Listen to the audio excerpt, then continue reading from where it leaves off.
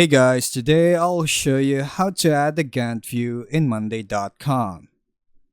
First, make sure your board has a timeline or date column. This gives your task a start and end date so they can be displayed on the Gantt.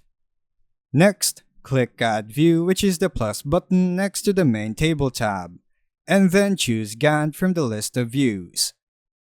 After adding the Gantt view, click the three-dot menu in the Gantt view header, then open Settings.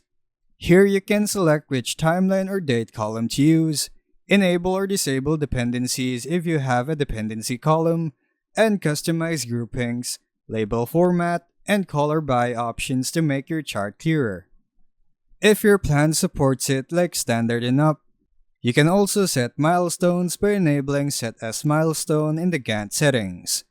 Once configured, you can click on any taskbar in the Gantt to configure it and edit dates, dependencies, or other details right from the chart. And that's how you add a Gantt view in Monday.com. Thanks for watching.